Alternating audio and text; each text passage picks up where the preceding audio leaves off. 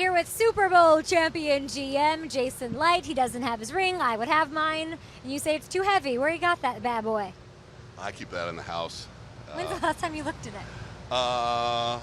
Actually, usually when we have guests come over, we had some friends in town, and then you have to get it out and then go down memory lane, show them pictures, the trophy, the whole thing. So, show and tell a little bit. Yeah, show and tell. Why not? What a conversation piece that is. You're talking about celebration in the boat, so of course I think about Tom Brady, I think of the boats. What is this end of free agency boat party that you have? Take me inside that invite. That started last year when we had, Levante, Baker, Mike, Antoine, Tristan, all these guys that we needed to do. 4 of them are on huge posters on the side of our stadium, and they were about to walk into free agency. So I said, if we can get all these guys done, we should have another boat parade.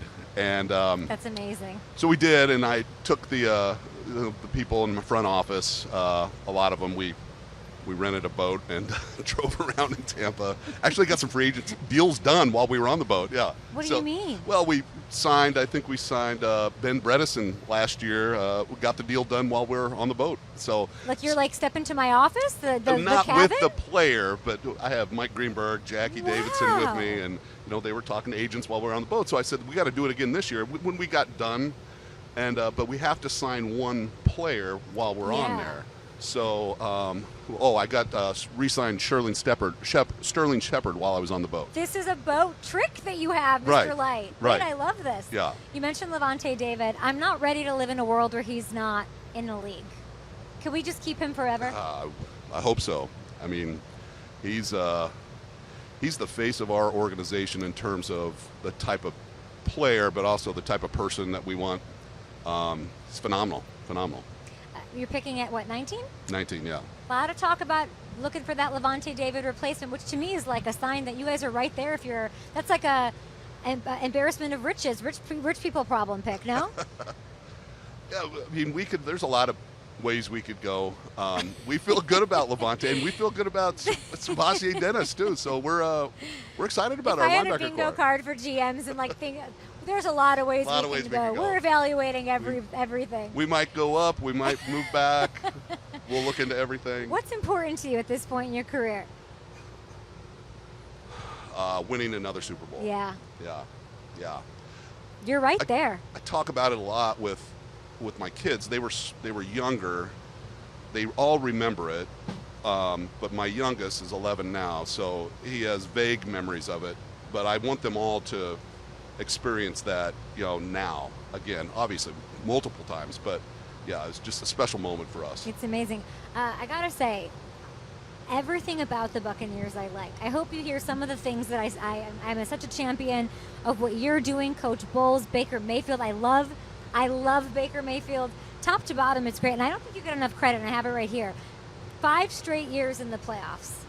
Longest streak in the NFC. You do not get enough credit for that, Jason. Appreciate it. Well, we got great players. We've named a bunch of them here. Baker's phenomenal. Baker, a lot of these players want to come back because of the culture. Todd does an amazing job. We have a great locker room, but they want to play. They want to play with Baker too. So yeah, my producer saw this floating around. I actually talked to Dave Canales, of course, who spent time with Baker, about the kind of guy he was earlier today. I would like to know about his relationship with his offensive coordinator, because there has been a lot. There's, him and his new guy. How is that vibing? Awesome. They got along great last year. When Liam left, I talked to Baker. I know Todd talked to Baker. Baker had all the faith in the world with Grizz, our new offensive coordinator, and he's an awesome dude. He's very sharp, very smart, very innovative. Hopefully we don't lose him next year to a head coaching job. You might move up, you might move down. We don't know what you're going to do, but what is sort of the itch that you have position group-wise that you'd like to improve, whether it's through free agency, the draft? Well, we brought our entire offense back. I'm not saying that we wouldn't add to it, but we want to. Our defense needs to improve. We all see that. We had some issues last year from injuries, so we could always use depth. It's another GM-ism there. I know. I'm trying to get you out of those, but you're doing a great job here. But the defensive, we're putting a little extra focus on defense. Yeah, you have this great track record of keeping players in Tampa and sort of prioritizing keeping your core together. A perfect example of that is like the poster boy for incredible wide receiver, and you have a bunch of them in Chris Godwin.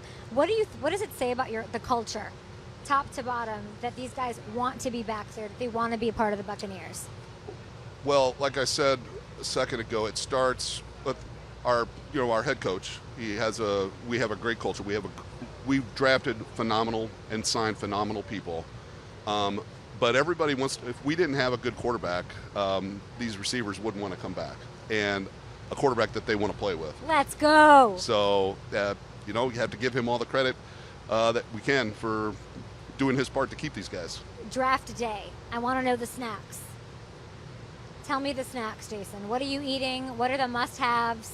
What's on Jason Light's rider? So, they know we got to have wings. Okay. Okay, and that's risky. That's sloppy. There's a lot to that. Yeah, we have a buffet. Okay. And got to have some pizza.